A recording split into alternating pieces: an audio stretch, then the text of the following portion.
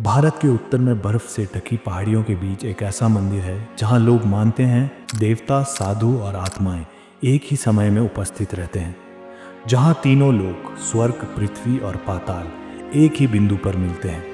यह कोई कथा नहीं, यह है त्रिलोकीनाथ मंदिर, हिमाचल प्रदेश की लाहौल घाटी में स्थित एक ऐसा स्थान जहां आप दर्शन नहीं बल्कि अनुभव करने आते हैं।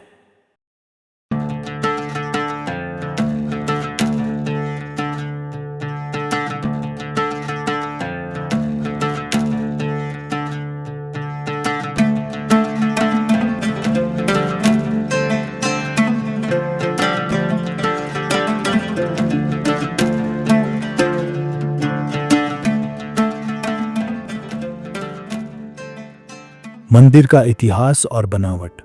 यह मंदिर उदयपुर में स्थित है, केलोंग से 45 किलोमीटर और मनाली से 146 किलोमीटर की दूरी पर। इसका पुराना नाम था टुंडा विहार।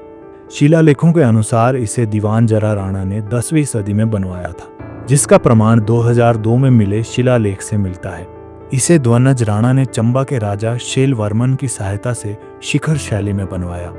त्रिलोकनाथ देवता संगमरमर के हैं, जिनके सिर पर ललितासन भगवान बुद्ध विराजमान है। मान्यता है कि यह मूर्ति एक झील से निकली थी, जहां चरवाहों की गायें दूध पिया करती थी। तिब्बती कथा में इस झील को ओमोचो कहा गया है।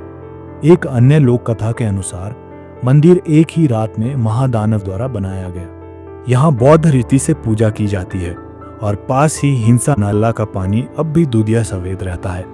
मंदिर की बनावट में आपको हिमालयी लकड़ी, शिखर शैली और बौद्ध वास्तु का अद्भुत संगम देखने को मिलता है। त्रिलोकीनाथ नाम और पौराणिक रहस्य।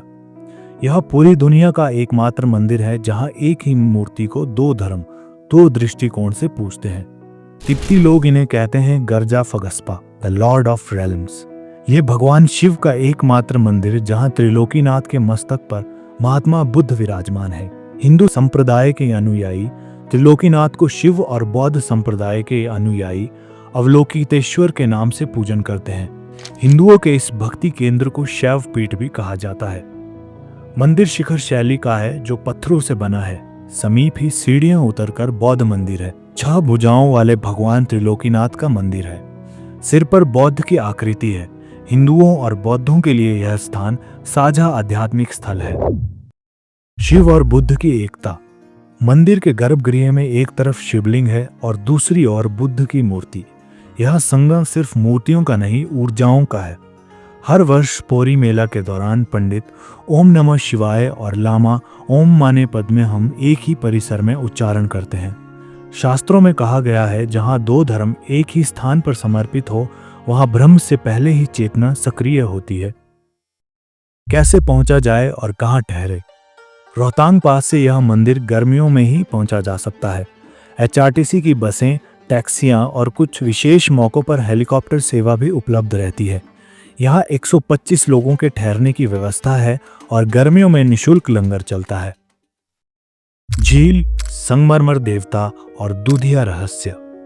स्थानीय कथा कहती है यहाँ एक झील थी जिसका पानी अब दूधिया है, हिंसा नाला। 7 रहस्यमय आकृतियां वहां से निकलती थी। गायों का दूध भी पी जाती थी। एक दिन टुंडा नामक चरवाहे ने उनमें से एक को पकड़ लिया। वह आकृति एक संगमरमर मूर्ति में बदल गई। आज वही मूर्ति मंदिर में विराजमान है, त्रिलोकीनाथ। तिब्बती ग्रंथों में इस झील को कहते हैं ओमेडो, द सी ऑफ मिल्क। मेले, उत्सव और महाकुंभ। पोरी मेला, शिव के घोड़े को सप्तधारा ले जाकर स्नान कराने की रस्म। महाकुंभ, हर 12 वर्ष जब लाखों लोग इस मंदिर में खींचे चले आते हैं और कुछ कहते हैं बिना बुलाए आए थे, किसी शक्ति ने खींचा था। फागली, हल्डा, बैसाखी, यौर, मौरे, ये त्योहार यहाँ सिर्फ परंपरा नहीं, ऊर्जा शुद्धि के अवसर हैं। त्रिलोकीनाथ कोई मंदिर नहीं, यह तीनों लोकों का संगम है। यहाँ आप दर्शन करने नहीं, दर्शन को भीतर उतारने आते हैं। क्या आप यहाँ जाना चाहेंगे? क्या आपने कोई ऐसा स्थान अनुभव किया है जहां हर सांस एक मंत्र बन जाए? कमेंट में बताएं और ऐसे ही तीर्थों के गूढ़ रहस्यों के लिए चैनल को सब्सक्राइब करें। हर तीर्थ एक रहस्य है, चलिए उन्हें मिलकर खोजते हैं।